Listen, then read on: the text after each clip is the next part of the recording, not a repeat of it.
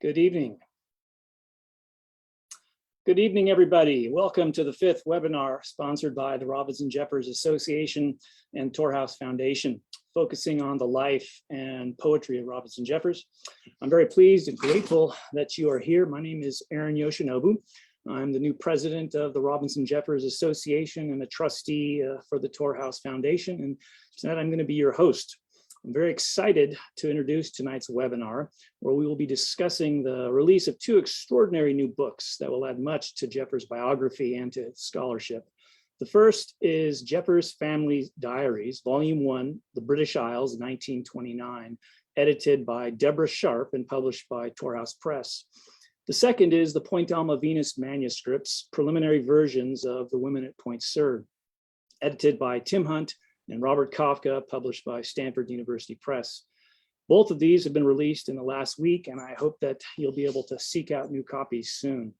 But before we begin, I wanted to acknowledge a few people. First, the outgoing president of the Robinson Jeffers Association, Emeritus Professor Jim Carman, editor of the Collected Letters of Robinson Jeffers, and wonderful, tender administration of the RJA over the past years, as well as his commitment to these webinars.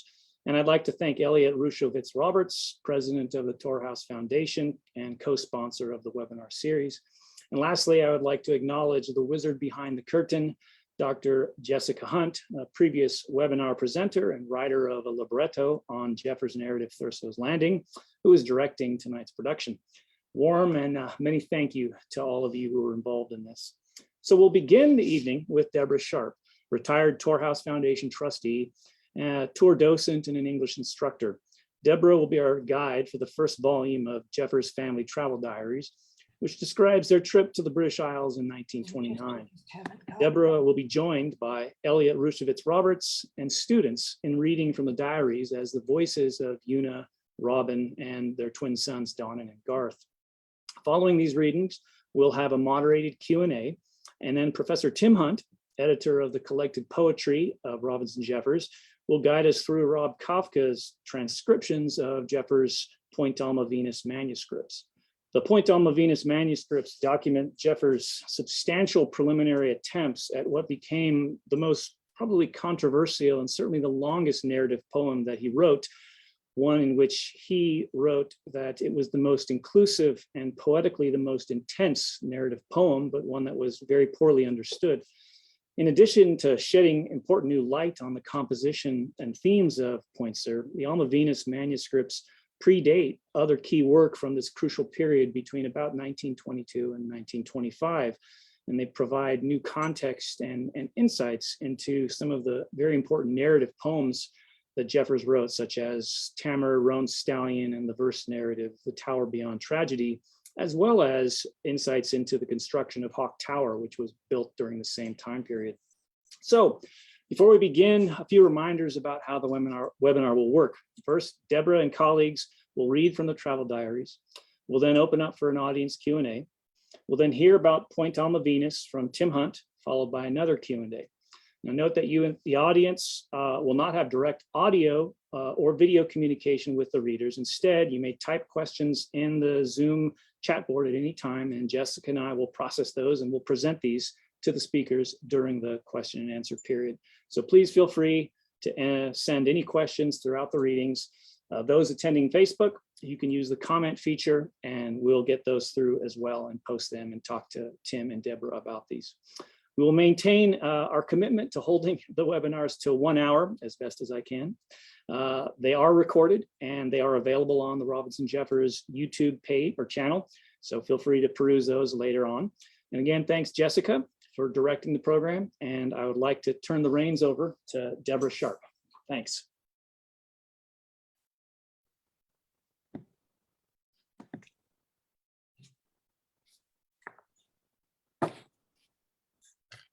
Start your video. Whoops.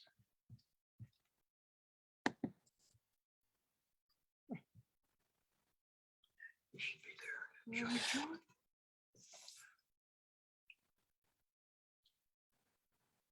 Oh, it's not happening. So you are actually on camera. You don't have to worry about it anymore. Okay. Thank you, Erin. And thank you, Tim, for this opportunity to introduce the first volume of the Robinson Jeffers Family Travel Diaries. And thank you, Jessica, for your technical expertise. To begin, I want to acknowledge the work of everyone who made this volume possible. It was most definitely a team effort. Norris Pope designed and typeset the volume. Jim and Paula Carmen offered invaluable editorial, indexing, and proofreading help.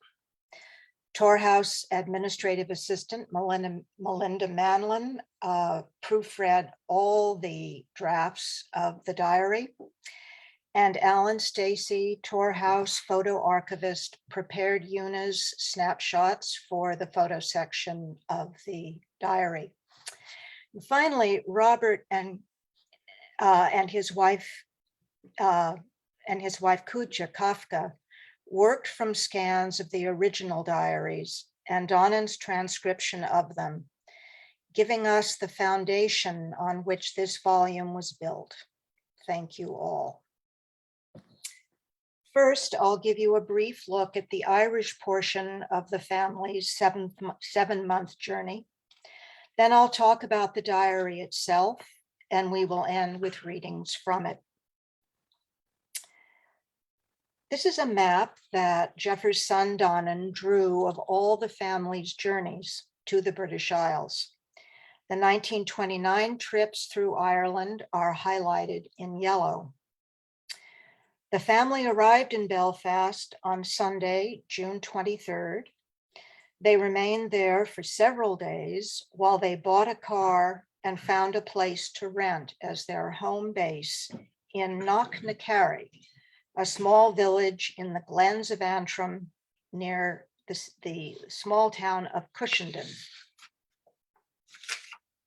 From Knocknacarry, they took 3 extended trips by car through Ireland for a total of 2,416 miles. Una always at the wheel. And now we'll turn to the diary the family kept.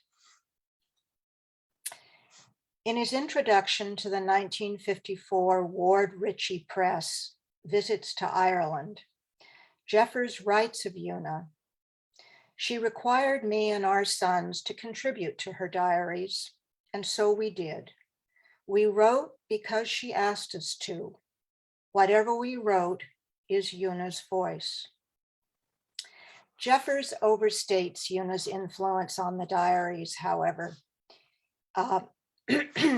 She is the primary contributor, but the other 3 members of the family were not merely extensions of her voice.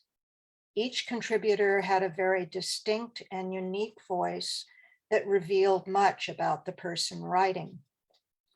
Let me introduce you to those 4 unique voices by first showing you examples of their entries. This may be a little difficult for you to see. At the top, we have Una. She had a very bold, sure handwriting.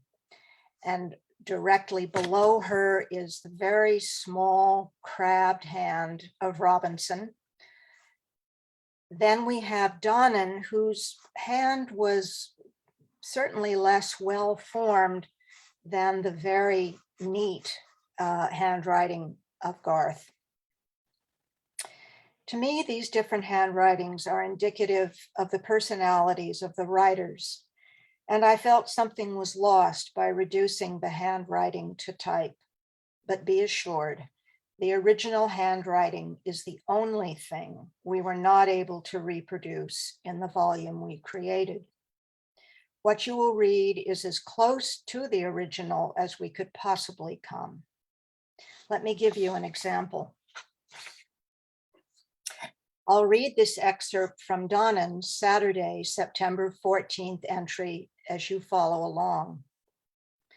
Just after we left Pitlochry, we were crossing a wide moor when we saw a row of men about 15 feet apart going across it, waving red and white flags to scare up grouse. Behind were 8 noble huntsmen in little black blinds. Probably they paid thousands of pounds to practice this babyish sport. We retained much of Donnan's challenged spelling and didn't correct Una's slapdash punctuation and fragment sentences. But these quirks in no way affect the flow of the entries. Instead, they allow readers to experience the distinctive voice of each family member. Una's voice is both lyrical and practical. Her descriptions of seeing Moore Hall and Yeats Tower for the first time, and many of her descriptions of the Irish, Scottish, and English countrysides are beautiful and full of emotion. Her descriptions of driving, cooking, and handling the day-to-day details of travel, and her occasional exasperations are direct and no nonsense. Her quick feelings are always apparent. Not surprisingly, Robinson's voice is far more measured, but his feelings are equally apparent. He makes very definitive comments about the Irish and English and the landscapes of Ireland, Scotland, and England. His descriptions of the ancient stones and structures are clearly those of someone very familiar with stonemasonry. And I was especially struck by his descriptions of people and his occasional faithful recording of their speech. In both, there are subtle indications of his tender heart. Donnan's and Garth's personalities are no less evident. Despite his challenged spelling, Donnan clearly loved to record the details of the family's journey and his fascination with war and weapons. On the return voyage, Una notes, "We are sitting in lounge. Garth wanders by and says Donnan is down in the cabin writing a novel. Doesn't seem surprised. Garth writes the least, but his entries are beautifully written and full of detail, especially about birds and animals. While Donnan's writing has hints of his mother's exuberance, Garth's are more measured, like his father's. There is no doubt that the original diary, as it was written day to day throughout the Jeffers' travels, has the immediacy and intimacy of a document written on the spur of the moment. Some of the entries are rough, sometimes interrupted by something written earlier by a different writer, or added to in the margins, or continued several pages on. Perhaps for this reason, Una mentioned several times in the diary that she intended to make what she called a fair copy of it. This she did, copying it over entirely, beginning on the voyage home and continuing when the family returned home. And she did the same for the 1937 and 1948 diaries. We have these fair copies in the Tor House archive. When I looked through them, I realized how much of the vitality of the originals was already lost, in large part because they are only in Una's hand, and the characteristic quirks of the writers have been smoothed over. And of course, even Una made mistakes in her copying. I'll give you an amusing example and its consequences. In his Saturday, June 8th entry, Garth wrote, "At one station, I got off to see a queer-looking pigeon, which could fly about as well as a chicken." When Una copied this over, she wrote, "At one station, I got off to see a queer-looking pigeon, which could fly about as well as a pigeon." When Jeffers, who evidently worked from the fair copy, was making his choices of what to include in Visits to Ireland, he chose that particular entry and added this parenthetical comment following the pigeon description. Copied because it's amusing. No idea what he meant. And so documents, once they begin to be altered, take on a life of their own and can become something quite different from the original. When Donnan decided to do his own transcription of the diaries for publication, he altered them even further, sometimes changing sentence structure, occasionally omitting details. He clearly put his own stamp on the diaries. Our decision to remain absolutely faithful to the original diaries was the right one, I think. In volume 1 of the Robinson Jeffers family travel diaries, readers will have a volume as close to the original handwritten diary as possible. And now to brief excerpts from the diary. We are fortunate to have with us tonight Andrew Vanoli and Connor Riley, 8th grade students from the All Saints Day School in Carmel Valley. Andrew will read Donnan and Connor will read Garth. Then we will have Elliot reading for Robinson, and I will read for Una. We will begin with Donnan's entries about 2 days during the family's stay in Belfast, the first place in Ireland they visited. June 24th, Monday, sunny but cold. Today we got raincoats and boots for all of us. We also went to see about cars. We found some very nice little cars called Austin 7s. They were only 4 foot 9 inches high and had 7 horsepower, but we think we will get a Ford because we know more about them. The city had been too much for Father, and so in the afternoon he collapsed and lay down on the bed and left us to our fates. We left Father and went to the bus station to see if we could go on an interesting trip. We went to Antrim and had a wonderful time. Father thought it sounded very interesting, and I guess he will go next time. We saw a donkey lying half underneath a cart today, and we thought it must be dead at least. There were a lot of men busy unharnessing it and lifting it bodily to its feet for it to fall back down. We thought it was very cruel, but we found it wasn't because the second time they lifted it, it trotted happily away. We were passing through the saloons where there were dirty brick houses and dirtier women and children, and when we saw a little thrush in a cage singing merrily. In Downpatrick, there is a German howitzer of nearly as we could make out a 9-inch bore. Near the end of the muzzle, there were a number of dents, probably caused by shrapnel. Mother took my picture beside it. In Antrim, there is a howitzer of the same type and also an anti-aircraft machine gun of about 1 inch bore. On Friday, June 28th, the family visited Florida Manor, where Una's grandfather Lindsay played when he was young. Garth describes the animals and birds there.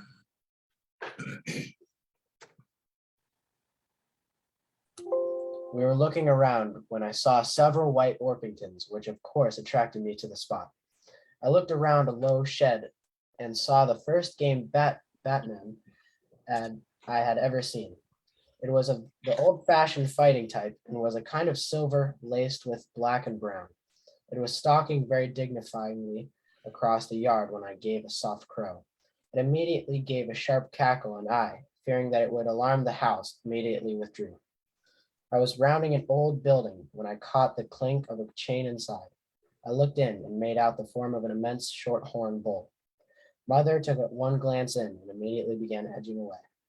After a while, we went and sat under immense evergreen and admired the manor. Pretty soon, we heard the beat of hooves and saw a man leading a huge Clydesdale mare with a little colt by her side. The man stopped and talked to us about the colt. It was only 2 days old, but it was frisking all over and was bigger than a lot of Shetland ponies than I had seen.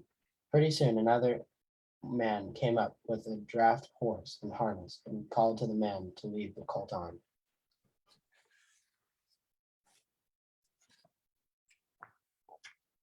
June 25th, Tuesday. The children of Belfast are more numerous and dirtier than mortal mind can conceive. Crusted skins, ghastly sore eyes, and sore noses. Poor things. It was dreadful, too, to see the terrified drifts of calves and sheep go by to be slaughtered on the cobbled street between the hard brick walls. Wednesday, June 26. Started early to Cushenden to find a house, past Ashen's grave, beautiful country, glens of Antrim, large plantations all up the steep hillside. Una asked red-faced, rich-accented squire in the car what the trees were. Orchards. Had to walk a mile and a half into Cushenden, lovely bay and shingle. I thought it must be on a loch, the opposite shore so near, but that was Scotland. We walked several miles, inquiring cottages to let, but none for July. On the walk back near Knocknacarry, a man, Alex Martin, who became insane 2 months later, drew on his leggings by a turf fire and showed us Stromore Cottage. Very sweet, very little belongs to a Belfast policeman. We returned to Belfast exhausted and took the streetcars a long way to the policeman's house and have got the cottage from his wife for £11 for July and August. This land looks to me so much younger than ours, though used so long. Its deepest scars are the quarry pits. Each farm has one, but they look natural. Thursday, November 7th. Drove to Amesbury, the many barrows, Stonehenge, so much more imposing than we had hoped. Curious gray vertical bands on each lintel stone, entirely symmetrical, 2 on each face of each stone. Apparently smooth stripes bare of lichen, similar stripes on the uprights, but these at random and of all sizes, across and along. I can't imagine what chance of wind or water could make the stripes on the lintels, but how could they be artificial? Intrusive, vivid thought of Tess and Angel Clare running into these stones during their terrified, hopeless flight in the darkness. A Royal Air Force plane hovering above the stones, darting low above them like a big wasp. My left upper wisdom tooth collapsed at this place, and I gave it for an offering.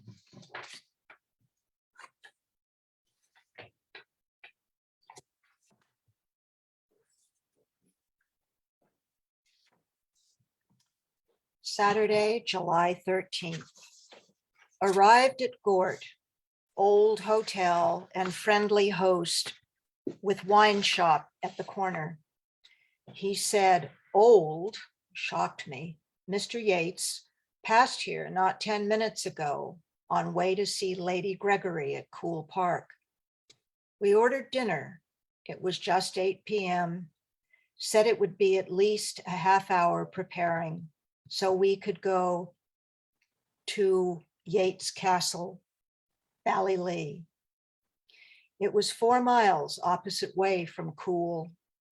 Stony country, rolling country, thorn trees and windy bushes, a few goats on the hills, bare country, some peat cut. We saw it at last and turned into a lane. There it stood by a little winding stream, all as we had foreseen. The quiet, austere, strong, square tower with the tiny houses at its feet, several of them all attached to each other, some slate roof, some thatch, a walled garden in rear, all the windows boarded up tight with green shutters. One strange head set into wall of tower about 15 feet above ground, an Egyptian cast of face. A stone arched bridge, narrow, adjoins house. A peasant was watering her cows there. Then another came with a wooden tub on a donkey cart to fill the tub with water. This carrying water, an incredible ordeal all over Ireland. She said Mrs. Yates and the children were there last year, but not Mr. Yates. He was sick.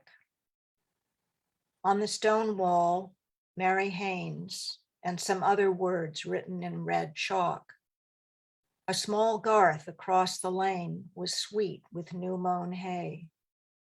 This tower is very solitary, no suave or spacious estates and manors near, not even little farmhouses. The sun began to set.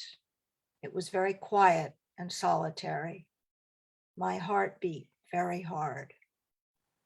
Thank you.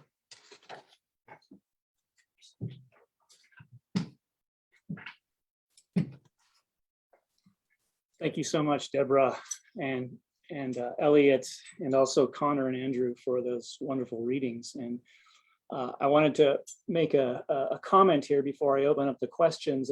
Juliet Toomey wrote to the panelists, "It's absolutely charming and appropriate to hear this diary in the 4 voices. Please consider an audible version of the new publication with these 4 perfect voices." A special call out there to Andrew and Connor. I appreciate very much your position and your reading from the age that you are and the perspectives that you have. So that was really wonderful. I have a couple of questions, and so I'll let the audience hopefully chime in with on the chat. One of the first questions I have is, I noticed that this is volume 1, and so I assume there are going to be a number of volumes that come from this extensive transcriptions that you've been doing? Yes, the family actually wrote 3 other diaries. In 1937, Una and Robinson and Donnan and Garth, who were by that time 21, did another trip that was practically the mirror image of the 1929 trip. And again, they all kept a diary. The boys wrote very little in that diary. I think they were, being 21 years old, they didn't want to be tied down to writing a diary. But that visit was, as I say, practically the same as the original Ireland, Scotland, England trip. Then in 1948, Robinson and Una returned to Ireland without the boys this time. And that was quite a unique trip because they hadn't been in Ireland terribly long when Robinson became very ill. I believe it was pleurisy.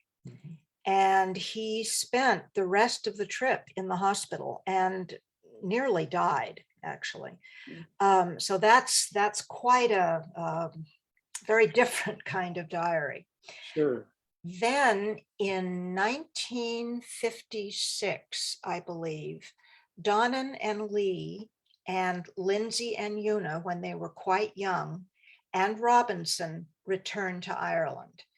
So we plan to transcribe all 3 of those diaries. Wow, wow, wonderful, fantastic. Another question that I have, are there any sketches, particularly in Robin's hand, in Yes. the journals? Yes, and we have reproduced those. Okay. He was really quite a remarkable artist. He did very careful drawings. Yeah. Most of them, I think, are Robinson's. There's a funny little one of moons that Donnan drew. But and then also a funny little coffin-shaped stone that Donnan writes about. But the rest of the drawings are Robinson. Some of them are quite large. Some cover a whole page of the diary. So they add a lot. Fantastic, wonderful. There are some images that he has drawn of building the house and the tower, but they're very small and they're minuscule, and there's precious few of them. So I'm very interested to see these sketches on larger format of what he saw Were they towers or buildings or coastlines or everything? Actually, he drew a couple of very interesting gravestones that the family saw. Those are large drawings.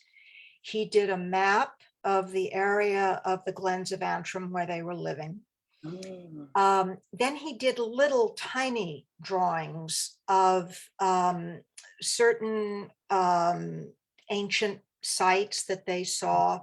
Those are much smaller, but they were sort of, I think, drawn with the idea of simply recording, because he was interested, obviously, recording details of those ancient sites. Wow. Fantastic. Fantastic. Wonderful. Are there any other questions from the chat? Let's see here. We've got one. Here's from Rick Roberts to everyone. Is there a summary of what the Jepper's family did on these trips outside of the diary entries, and/or an analysis of how these trips affected Jepper's poetry? My apologies if this exists in the collected works. If this exists there, I may not have read it there yet. I don't think it does. No. Deborah, do you have any insight into that question? No, as far as I know, there is no summary. There is just this very curious fair copy that Una made of all the diaries, and why she did that, we don't know, but there's no summary. Okay. And there's no analysis to date of these diaries and how they, or what they show about Jeffers. But now that we are getting them published, I can imagine people might be interested in studying them and commenting on how they. My sense is that in very subtle ways, we do learn a lot about Robinson, Right. From his entries. Yes. Yes. You know, of course, there's the small volume that he published, Descent to the Dead, which have such a somber and just a tired sense about them, almost like they're being written from the gravestones.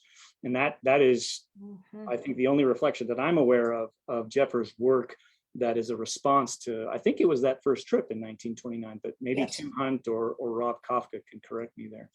No, Fantastic.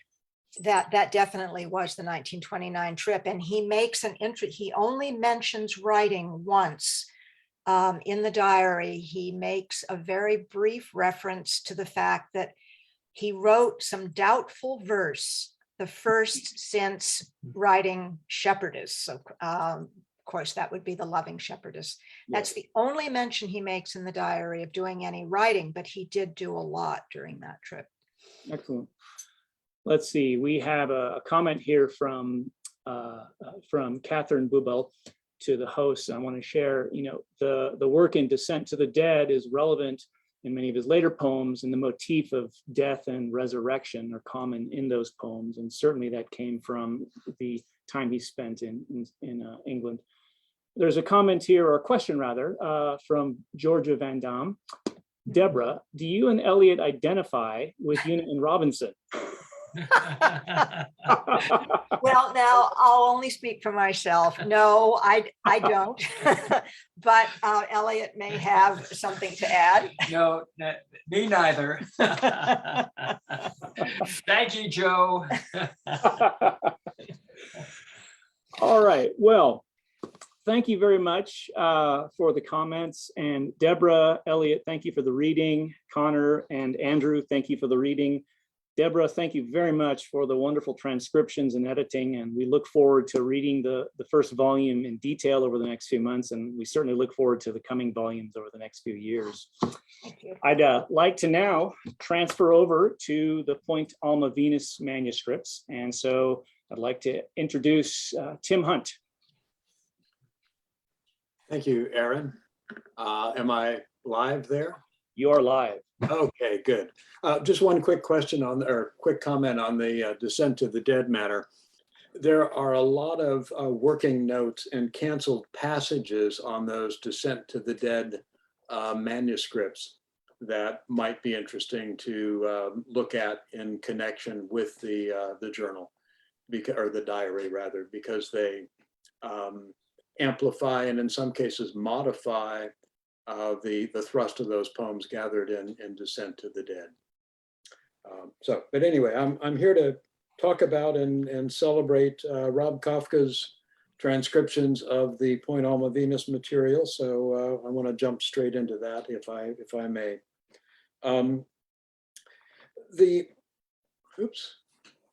Start my video. I thought I had. You're good. Okay, sorry. Oh, okay. I had something odd on my screen there for a moment. I'm not quite sure how to place this or how to start with it. This is a project that I've known about for 40 some years and thought was major, and I'm delighted that it is finally seeing print so it can be more widely read and discussed. In 1970, Rob Kafka was working on his MA thesis at Lehigh, focusing on the women at Point Sur, and noticed a 1926 letter to Jeffers' editor, Donald Freed. And in that letter, Jeffers mentioned having done a number of pieces preliminary to the women at Point Sur that had failed to coalesce and that he had discarded. Like a good scholar, Rob found that very intriguing, went searching and found a major trove of material in the Jeffers archive at the University of Texas and spent weeks upon weeks upon weeks over, I believe, several years, painstakingly transcribing that material and reassembling it into the versions that we have now. If any of you have ever seen Jeffers' handwriting, the fact that Rob can see at all at this point after all of that is amazing. It's literary archaeology at its most painstaking, and it gives us a wonderful gift. Around 1977, Rob typed up that material, and several of us were fortunate enough to receive that bundle. I think Rob sent it to me because he'd seen the Live Right Women at Point Sur edition that I'd edited. That was back in the pre-internet days, and we found each other kind of by happenstance, and that's the only reason I can think of that Rob would have happened to send that to me. I'd hoped since then that it would eventually be published. When we did the collected poetry edition with Stanford, it was my intention that we would follow the collected poetry itself, which focused on the poems that Jeffers had chosen to publish or had planned to publish, with several supplemental volumes, one of them being Point Sur. Eventually, perhaps I had hoped also an edition of the Brides of the South Wind material that's prior to the Tamar volume. That ended up not happening for a variety of reasons, including some transitions in staffing at the press.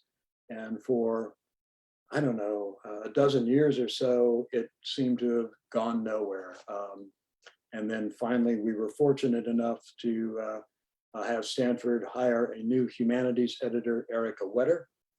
And Erica was actually willing to open the door back up and take a look at this project. And that's why you have this volume. So Rob's work,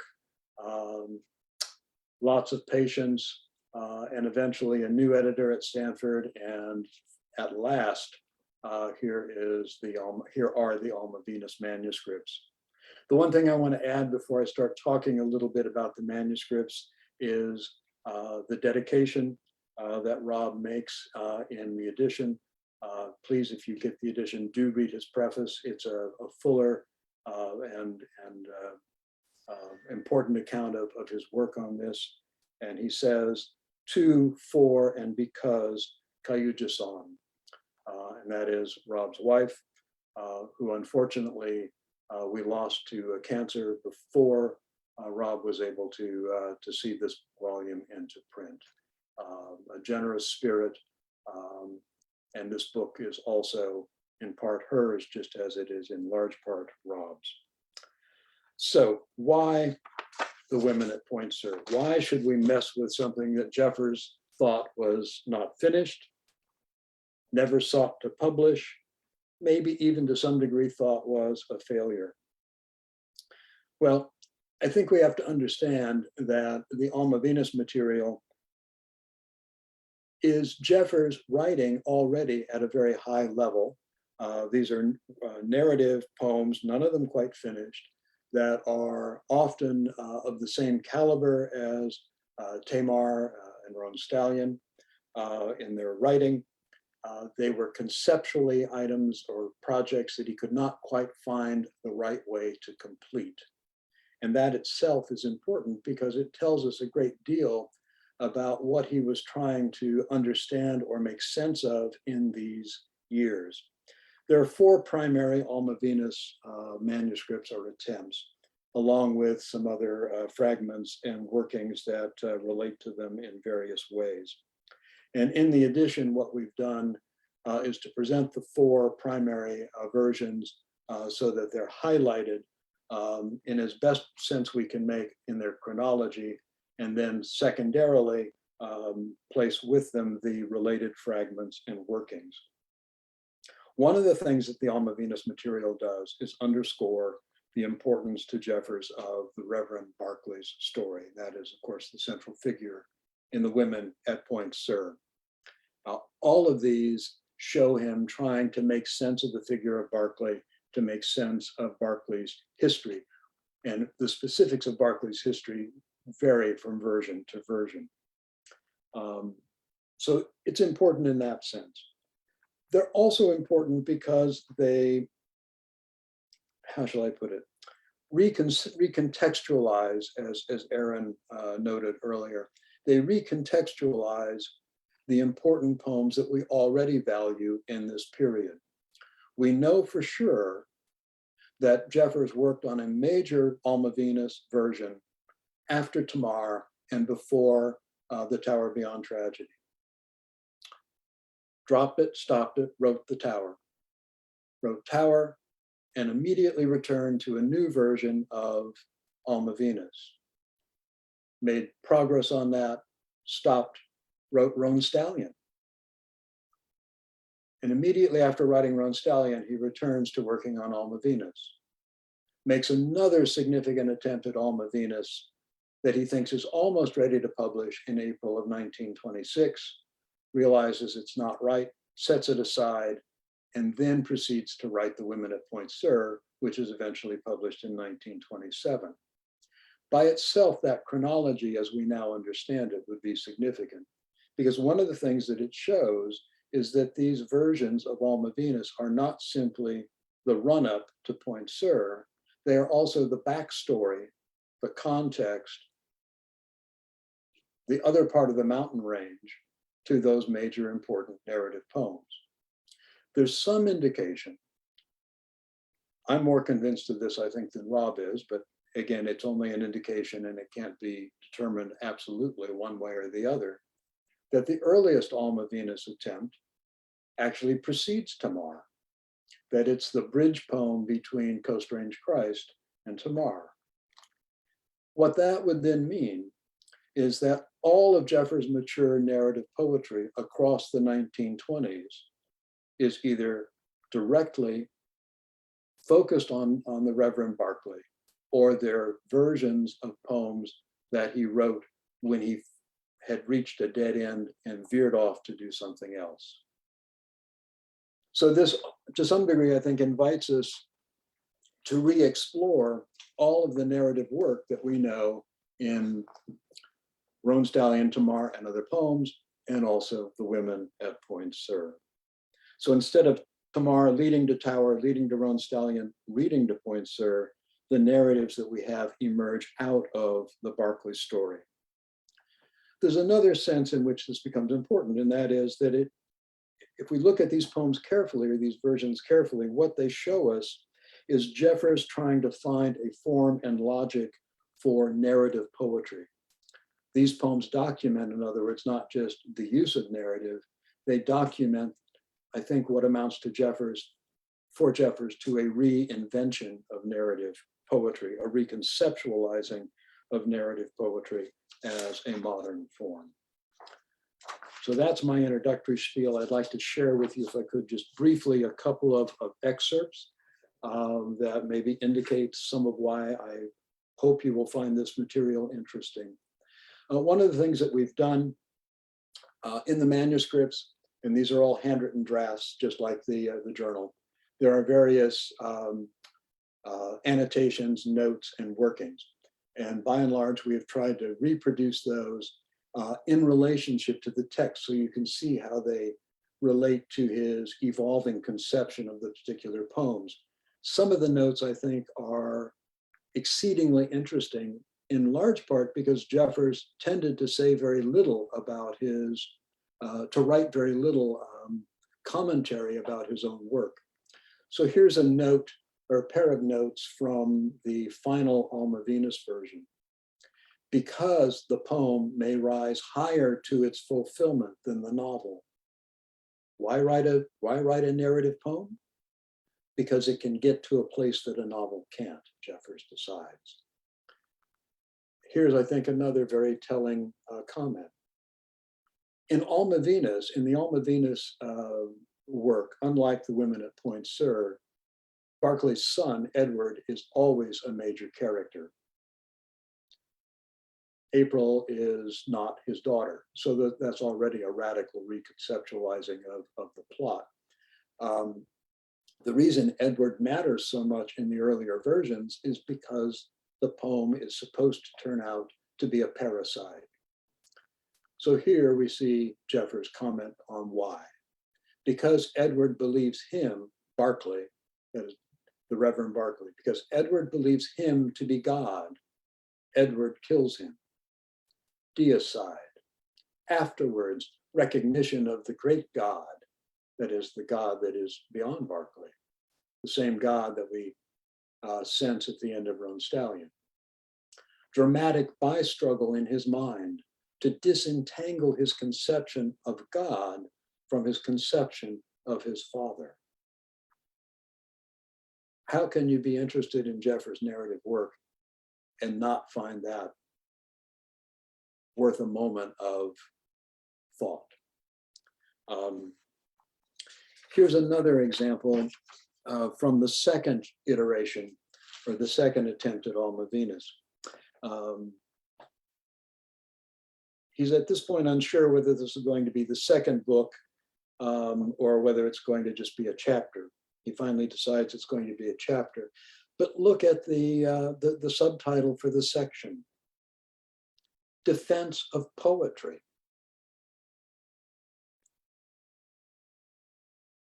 I understand why he would have crossed that out, but again, it calls our attention to the material. And if I read this, the language will seem familiar to you. The old rock under my house, the hills with their hard roots, and the ocean chord with sacred quietness from here to Asia, unwasting presence and sufficience, make me ashamed to speak of the active little bodies and the misty brainfuls of perplexed passion. Humanity is not needed. I said humanity is the mold to break away from, the coal to kindle. I said humanity is the mask needs breaking.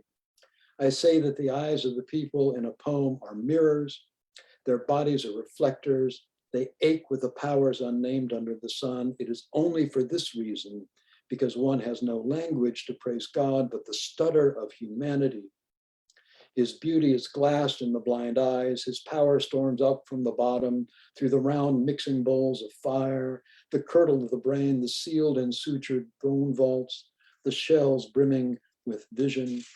I facing him am no man, not Jeffers, nor the son of a mother, a God, but a God facing the God outside humanity. But I, speaking of him, must use the words that people have made, and the people for words, Barclay and his household and the others, or else be torn with silence. I could endure that also, having entered the rock. He drew me forth out of the rock. He bade me speak of them. I, Jeffers, in my moment of vision, am outside humanity. but to speak humanity, I must use words that people have made. Now, you'll notice that this and the passage that's also then following on your screen show up in Roan Stallion. This is before Roan Stallion. This also shows up or anticipates the prelude section of the Women at Point Sur. When we understand that in Jepper's mind, this is a defense of poetry, and I think explicitly it is a defense of narrative poetry as he was trying to write it, this passage or this series of iterations or versions of this passage used across several different poems, including Apology for Bad Dreams, becomes a central puzzle that we have to make sense of. And then just very quickly, I'm going to comment on one other passage, and then I want to share. Jesse, go to the next one, and then we'll back up. If you look at the end of this note, the very last phrase there, he says, "This is ode, not story." That this is ode, not story, but it is a story because it's a narrative poem. But it's a narrative poem offered as an ode. Solve that, and we understand something about what is more than just telling story when Jeffers writes narrative. We understand something about his narrative ambition. And this is a fundamental puzzle that he's trying to work his way through as he's writing the poems in Roan Stallion and Tamar, the Alma Venus manuscripts, and Point Sur. How do you make story the language of vision in order for it to function as ode?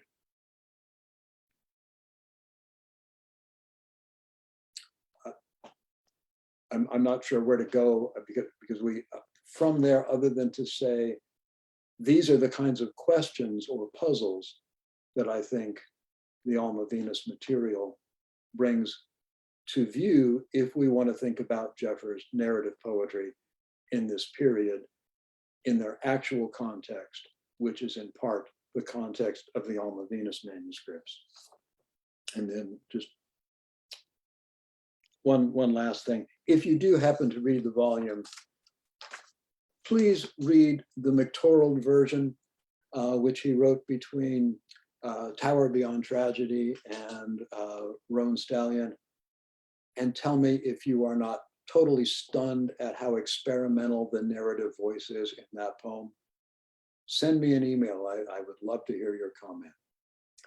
And if I stop there, we have a few minutes for Q&A, and I hope there are at least a couple of questions. So can I kick it back to Aaron to lead us on? Yes, thank you, Tim. Oh, fantastic. We'll wait to see questions that might pop into the chat or the Q&A.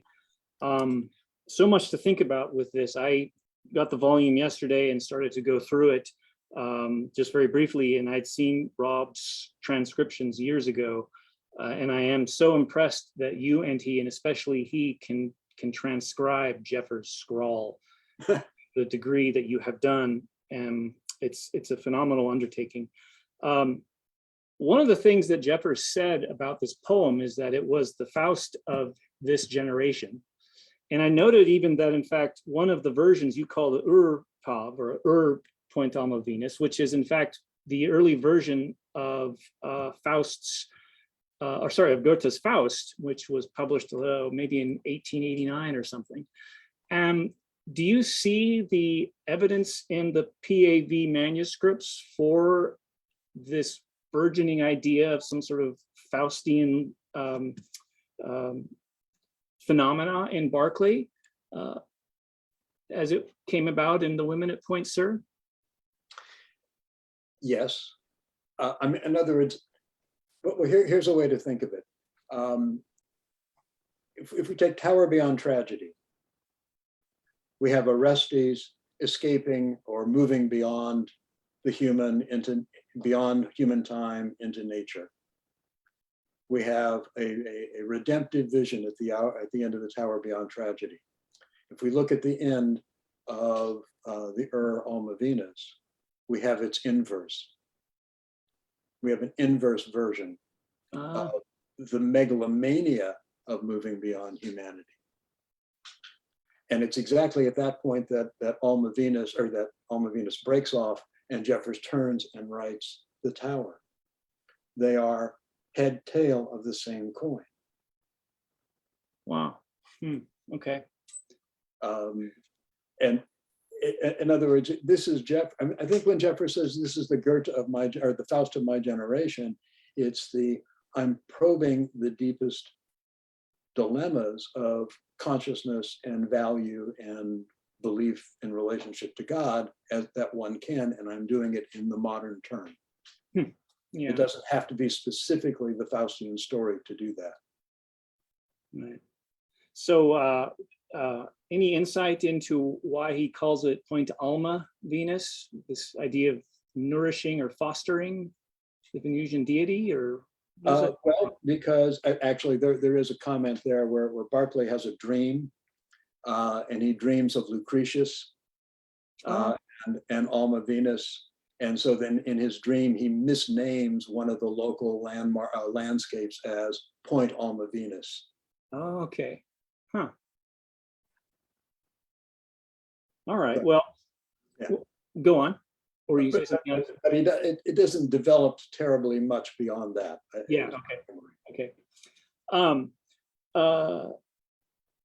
Let's see. This kind of begs the question. The Women at Point Sur really is only available in the first volume of the collected poetry. Yes. Is there a possibility that it can be republished, or that we can somehow get it out to a wider readership, if we could find a wider readership for the Women at Point Sur? I tried. We made I made a real strong attempt to convince Erica in Stanford to do a reissue of Point Sur simultaneously with Alma Venus, and they declined. I've been trying to get Stanford to do new editions of all of the original volumes using the corrected Stanford text, but in the original form. I haven't been able to get them to buy that project either, but there is some possibility that they are at least open to talking about a centennial edition of Ronsteli and Tamar and other poems. Oh, fantastic. So I'm trying. Sure. We have a few questions here in the comments. Let's see. Geraldine Smith Crivello asks, will these new books be available for sale at Tor House? And I believe that is the case once the tours open up again in the next probably few months. So you may want to check back at the Tor House website. There's a wonderful comment here from Whitney Hoth. Let me say it in full. This has been a long time coming. That is the work you're doing with Rob Kafka. It is important, full of revelations.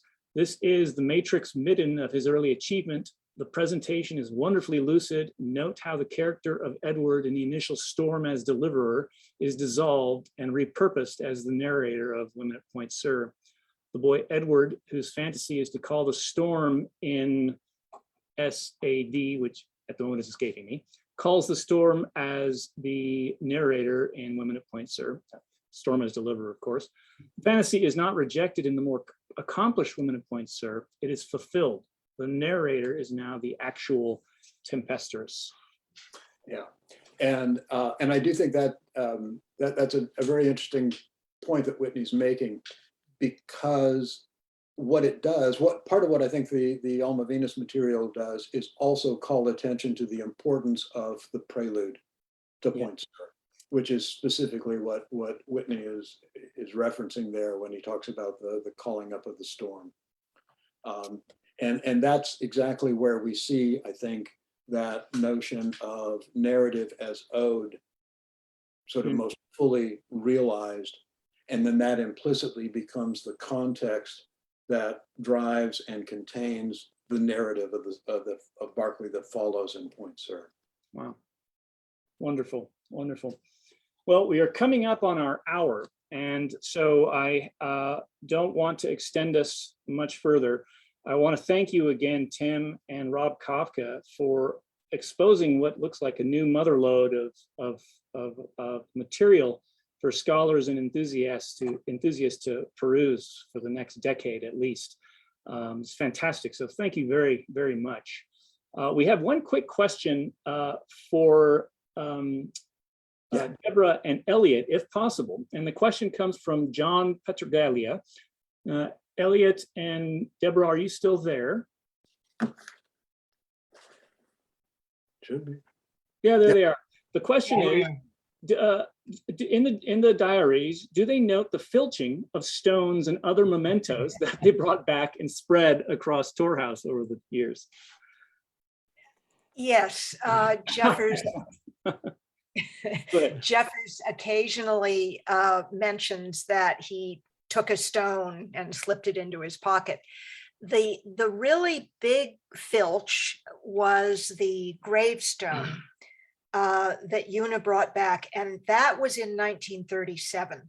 So they didn't do that in 1929, but they were already, you know, sort of in that mode of picking up rocks and taking them home. Yes. Wonderful. Thank you. All right. Well, again, thank you, Deborah. Thank you, Elliot, Andrew, and Connor. Wonderful contributions to Jeffers Scholarship. And I want to thank the Robinson Jeffers Association and the Tor House Foundation for sponsoring this event. Be sure to check the RJA YouTube channel for the past webinars as well as this one. And we look forward to future webinars that will be coming your way in 2022. And I just want to leave you, as Jeffers wrote, remember to mix one's mind with geological time and be sure to count the star swirls. Thank you very much and good night. Yeah, good job. Good job. Okay. Yes. Yeah, you did it.